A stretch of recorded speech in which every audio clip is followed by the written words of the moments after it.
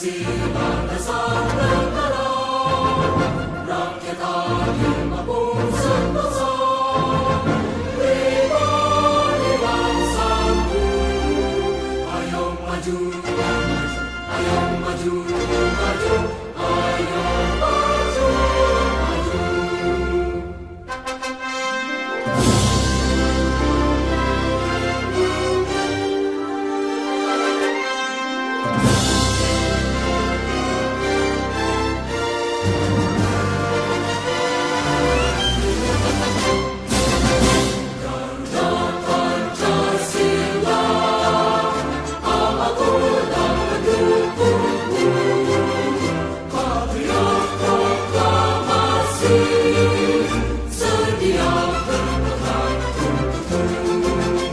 Pancasila dasar negara, rakyat adil maupun sentosa, pribadi bangsaku. Ayo maju, ayo maju, maju, ayo maju.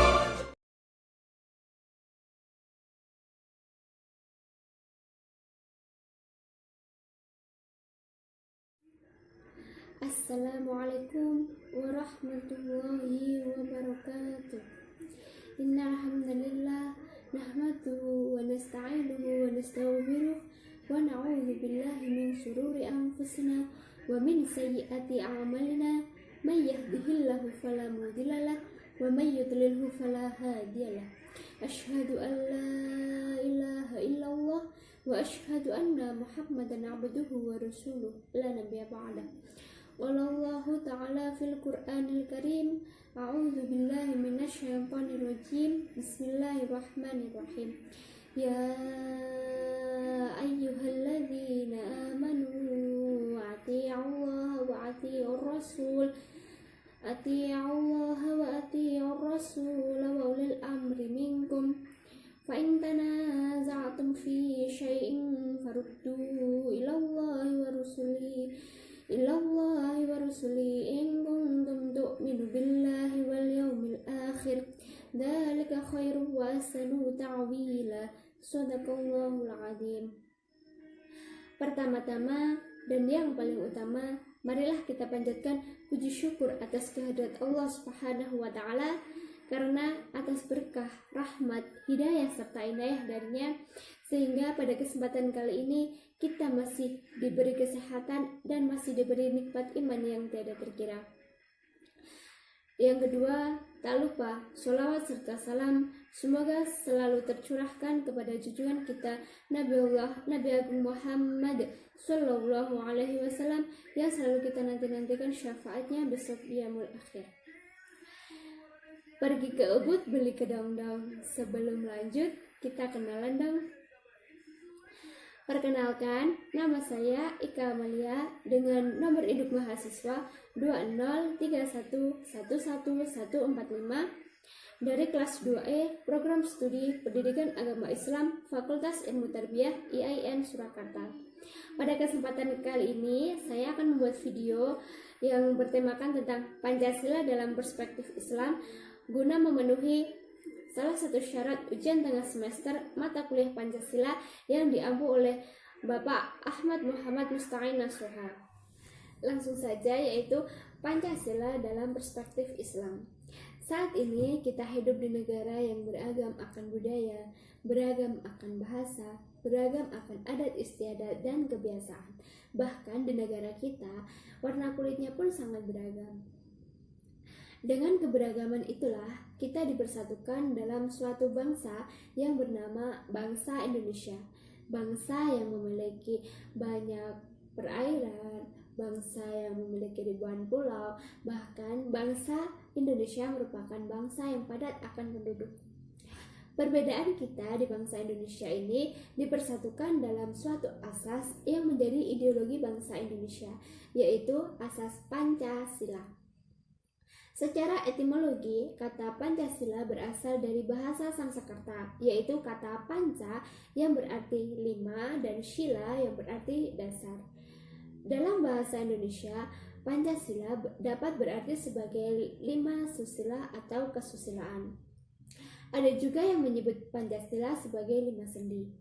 Dalam buku Sutasoma karya Empu Tantular, Pancasila ini memiliki makna yaitu 5 kesusilaan yang terdiri dari tidak boleh melakukan kekerasan, tidak boleh mencuri, tidak boleh dengki, tidak boleh berbohong, dan tidak boleh minum minuman keras. Rumusan Pancasila sebagai dasar negara Republik Indonesia tidak terlepas dari sejarah perjuangan bangsa Indonesia dalam merebut kemerdekaan. Pada masa kependudukan Jepang pada tahun 1942, awalnya bangsa Indonesia menyambut baik kedatangan Jepang waktu itu. Namun rupanya, kedatangan Jepang tidak mengubah nasib bangsa Indonesia menjadi lebih baik. Namun sebaliknya, ternyata pemerintahan Jepang lebih kejam daripada pemerintahan Hindia Belanda. Maka di daerah-daerah muncullah perlawanan terhadap Jepang, sehingga pada tahun 1943 posisi Jepang semakin genting karena menghadapi gempuran dari tentara sekutu. Hal inilah yang dimanfaatkan oleh bangsa Indonesia untuk mendesak Jepang agar bersedia memberikan kemerdekaan kepada bangsa Indonesia. Sehingga pada tanggal 7 September 1944, Perdana Menteri Koiso menjanjikan kemerdekaan kepada Indonesia di kemudian hari. Untuk meyakinkan bangsa Indonesia terhadap janji tersebut, dibentuklah BPUPKI atau Badan Penyelidik Usaha-Usaha Persiapan Kemerdekaan Indonesia atau yang dalam bahasa Jepang disebut Dokurutsu Jumbiko Sakai pada tanggal 1 Maret 1945. Proses perumusan Pancasila ini diawali dengan sidang BPUPKI pertama yang diketuai oleh Dr. Rajiman Widjodiningrat dan 3 orang pembicara, yaitu Mr. Muhammad Yamin, Mr. Supomo, dan Insinyur Soekarno. Pada tanggal 1 Juni 1945, Insinyur Soekarno memberi nama Pancasila yang artinya 5 dasar pada pidatonya. Pada tanggal 17 Agustus 1945 memproklamasikan kemerdekaan Indonesia. Dan pada tanggal 18 Agustus 1945 di mana termuat isi rumusan 5 prinsip dasar yang bernama Pancasila. Sejak saat itulah Pancasila menjadi istilah dalam bahasa Indonesia dan menjadi istilah umum. Sebagaimana yang telah kita ketahui bersama bahwa alasan Pancasila diberlakukan sebagai ideologi bangsa yaitu demi persatuan semua pihak, demi persatuan seluruh penduduk Indonesia. Dipilihnya Pancasila dan bukan Islam sebagai ideologi negara tidak semata-mata dimaksudkan demi memelihara kedamaian dan kerukunan, melainkan juga karena Al-Quran dan Hadis tidak secara eksplisit mewajibkan orang Islam untuk mendirikan negara Islam. Sehingga Pancasila bukan ide sekuler, melainkan menyatukan antara kehidupan beragama dan kehidupan sosial bermasyarakat. Bahkan di setiap sila Pancasila memiliki arti tersendiri yang sejalan dengan nilai-nilai agama Islam, atau dapat disebut sebagai Pancasila merupakan hasil manifestasi dari nilai-nilai agama Islam itu sendiri. Yang pertama, sila pertama ini berbunyi ketuhanan yang Maha Esa. Sila ini merupakan sendi tauhid di dalam agama Islam. Sudah menjadi fitrah manusia secara naluriah, memiliki potensi bertuhan dalam bentuk berpikir dan zikir dalam rangka mengemban misi sebagai khalifah di muka bumi. Hakikat tauhid di dalam Al-Quran sudah sangat jelas terdapat pada Quran Surat Al-Ikhlas ayat 1-4 yang berbunyi A'udzubillahi minasyaitonirrajim Bismillahirrahmanirrahim Qul huwallahu ahad Allahus samad lam yalid wa lam yulad wa lam yakul lahu kufuwan ahad, yang artinya katakanlah dialah Allah Tuhan yang Maha Esa. Allah adalah Tuhan yang kepadanya segala sesuatu bergantung. Dia tidak beranak dan tidak pula diperanakan, dan tidak ada satu orang pun yang setara dengan Dia. Quran Surat Al-Ikhlas ayat 4. Surat ini meliputi dasar yang paling penting dalam risalah Nabi Shallallahu Alaihi Wasallam, yaitu mentauhidkan Allah dan mensucikannya.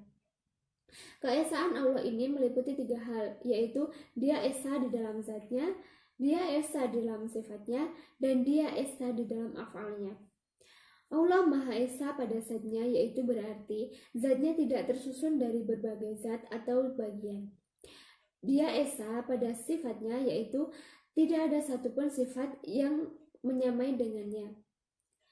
Dan yang terakhir, dia esa pada fa'alnya, yaitu berarti hanya dialah yang membuat semua perbuatan sesuai dengan firman-Nya.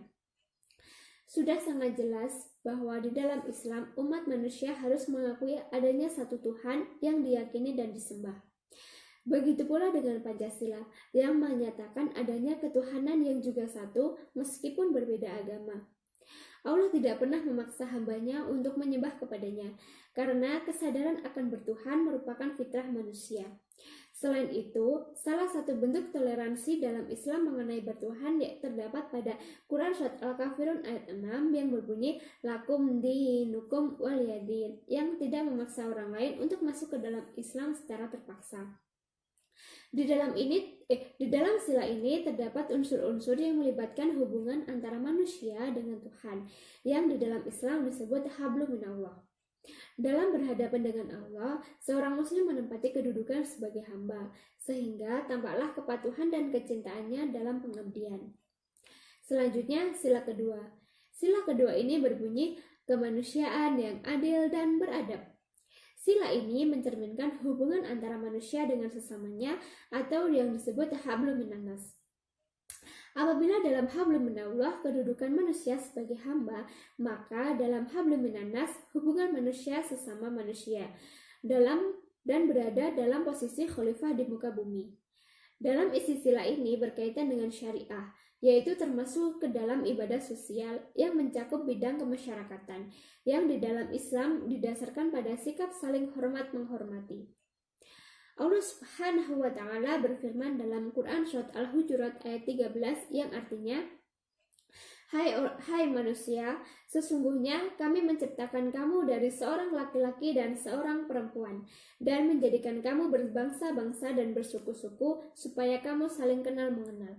Sesungguhnya orang yang paling mulia di antara kamu di sisi Allah ialah orang yang paling bertakwa di antara kamu. Sesungguhnya Allah Maha Mengetahui lagi Maha Mengenal. Sikap saling mengenal pada perintah ayat di atas dimaksudkan, yaitu jika sesama manusia saling mengenal, maka akan timbul sikap saling hormat menghormati. Salah satu cara untuk mengenal yaitu dengan cara berdialog. Dengan adanya dialog dapat muncul keterbukaan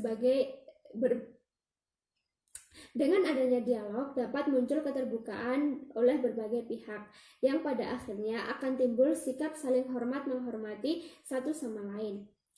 Dalam Quran Surat Al-Hujurat tersebut juga memberikan satu landasan tindakan masyarakat umat Islam.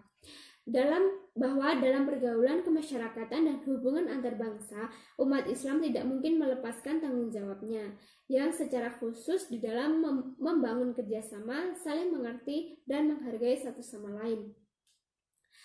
Dalam sebuah hadis juga menerangkan tentang Pancasila, sila kedua ini yang berbunyi, barang siapa yang melapangkan kehidupan duniawi seorang mukmin, Allah akan melapangkan kehidupan orang itu di hari kiamat. Dan barang siapa yang meringankan kesusahan orang mukmin, Allah akan menghilangkan kesusahan orang itu di dunia dan akhirat. Hadis riwayat Muslim. Hadis tersebut menyeru kepada kita untuk selalu berbuat kebaikan dan melapangkan kehidupan orang lain, sebagaimana nilai Pancasila sila kedua yang berisikan tentang kemanusiaan. Yang selanjutnya yaitu sila ketiga. Sila ketiga ini berbunyi Persatuan Indonesia. Sila ini mencerminkan ide ukhuwah insaniyah atau persaudaraan manusia dan ukhuwah Islamiyah bagi sesama umat Islam. Allah Subhanahu wa Ta'ala berfirman dalam Al-Quran Surat Al-Imran ayat 103 yang artinya, berpeganglah kamu semua pada tali agama Allah, dan janganlah kamu bercerai-berai. Dan ingatlah akan nikmat Allah kepadamu ketika dahulu zaman Zahiliyah bermusuh-musuhan. Maka Allah mempersatukan hatimu, lalu menjadikan kamu karena nikmat Allah orang-orang yang bersaudara. Dan kamu telah berada di tepi jurang neraka, lalu Allah menyelamatkan kamu daripadanya. Demikianlah Allah menerangkan ayat-ayatnya kepadamu agar kamu mendapat petunjuk. Quran Surat Ali Imran ayat 103. Dan pada Quran Surat Ali Imran ayat 105 Allah juga berfirman yang artinya, janganlah kamu menyerupai orang-orang yang bercerai-berai dan berselisih sesudah datangnya keterangan yang jelas kepada mereka. Mereka itulah orang-orang yang mendapat siksa yang berat. Persatuan akan terwujud apabila terjadi sikap toleransi yang tinggi antar sesama, sikap saling menghargai, sikap saling menghormati. Selain itu, dalam persatuan harus ditarik sifat persamaannya, bukan perbedaan, yang akan menimbulkan perselisihan dan pertentangan. Persatuan yang perlu digarisbawahi yaitu sama halnya dengan pluralitas. Dalam hal ini, pluralitas berdasarkan apa yang dituntut oleh kemaslahatan rakyat agar tercapai kesatuan dalam tujuan dan sasaran. Tujuan penting tersebut ialah agar umat seluruhnya berdiri dalam satu barisan di hadapan musuh-musuh. Ada juga sebuah hadis yang menerangkan tentang persatuan ini, yang berbunyi, "Bukanlah golongan kita orang yang menyeru kepada kesukuan, dan bukan pula dari golongan kita orang yang mati karena membela kesukuan." Hadis riwayat Abu Daud. Hadis ini jelas menerangkan bahwa pentingnya persatuan dan kesatuan dalam sebuah bangsa. Karena persatuan dan kesatuan ini merupakan salah satu kekuatan dari sebuah bangsa. Selanjutnya, sila keempat. Sila keempat ini berbunyi, kerakyatan yang dipimpin oleh hikmat kebijaksanaan dalam permusyawaratan perwakilan. Sila ini sejalan dengan prinsip Islam yaitu muzakarah dan syura. Prinsip syura merupakan dasar dari sistem kenegaraan Islam atau karakteristik negara Islam. Yang uniknya, prinsip ini ada di dalam Pancasila. Hal ini membuktikan bahwa perumusan Pancasila diambil dalam bentuk musyawarah bersama dari berbagai kalangan untuk mencapai sebuah kesepakatan. Di dalam Al-Quran, surah Ali Imran ayat 159, Allah Subhanahu wa Ta'ala berfirman yang artinya, "Maka disebabkan rahmat dari Allah lah kamu berlaku lemah lembut terhadap mereka. Sekiranya kamu bersikap keras lagi berhati kasar, tentulah mereka menjauhkan diri dari sekelilingmu. Karena itu, maafkanlah mereka, mohonkanlah ampun bagi mereka, dan bermusyawarahlah kepada mereka dalam urusan itu." Makna alternatif yang diterangkan oleh para musafir adalah bahwa Rasulullah SAW memerintahkan untuk melakukan musyawarah bukan karena beliau membutuhkan pendapat mereka, melainkan karena beliau menanyakan pendapat mereka. Setiap orang akan berusaha berpikir keras untuk merumuskan pendapat yang terbaik dalam pandangan mereka, sehingga sesuai dengan suara hati masing-masing. Sedangkan prinsip muzakar yaitu dimaksudkan sebagai suatu sikap penghargaan terhadap pendapat orang lain yang satu sama lain cenderung berbeda. Namun pada prinsip ini dikembalikan lagi pada rasa persamaan dan kesetaraan, bahwa tidak ada pihak yang merasa lebih tinggi satu sama lain. Karena setiap jiwa memiliki hak dan kewajiban yang sama di depan Allah dan di depan hukum negara. Dan sila yang terakhir yaitu sila kelima. Sila kelima ini berbunyi keadilan sosial bagi seluruh rakyat Indonesia. Sila ini sejalan dengan prinsip keadilan di dalam Islam. Lebih spesifiknya lagi, bahwa keadilan yang dimaksud yaitu dengan pemerataan rezeki berupa zakat, infak, dan sedekah. Allah Subhanahu wa Ta'ala berfirman dalam Al-Quran yang artinya, "Dan tolong-menolonglah kamu dalam mengerjakan kebajikan dan takwa, dan janganlah tolong-menolong dalam perbuatan dosa dan pelanggaran." Quran Surat Al-Ma'idah ayat 2. Di dalam ayat ini dijelaskan kita untuk menyeru untuk saling tolong-menolong kepada sesama dan selalu mengerjakan kebajikan. Keadilan sosial berkaitan erat dengan musakal al-syariah atau sasaran-sasaran syariat yang terdiri dari 3 aspek, yaitu aspek pertama, daruriyat, mengenai perlindungan terhadap hal-hal yang bersifat esensial bagi kehidupan manusia, seperti agama, jiwa, keturunan, akal, dan harta benda. Aspek yang kedua yaitu hajiyat, yaitu pemenuhan hal-hal yang diperlukan dalam hidup manusia, tetapi bobotnya di bawah kadar daruriyat. Dan aspek yang ketiga yaitu tahsiniyat, yaitu perwujudan hal yang menjamin peningkatan kondisi individu dan masyarakat sesuai dengan tuntutan tempat dan waktu, tuntutan selera, dan rasa kepatutan untuk mengelola persoalan-persoalan masyarakat dengan sebaik-baiknya. Di dalam Islam, Pancasila diamalkan secara subjektif dan diamalkan secara objektif. Diamalkan secara subjektif yaitu sebagai jiwa dan kepribadian bangsa, sebagai falsafah hidup bangsa dan negara.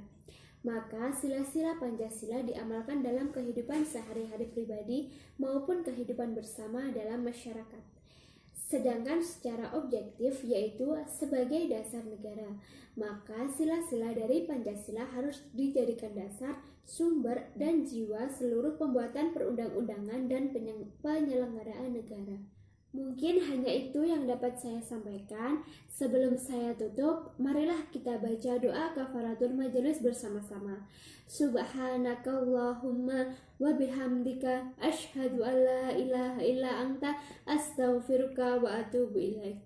Semoga apa yang saya sampaikan dapat bermanfaat bagi kita semua. Pergi ke Medan membeli rambutan.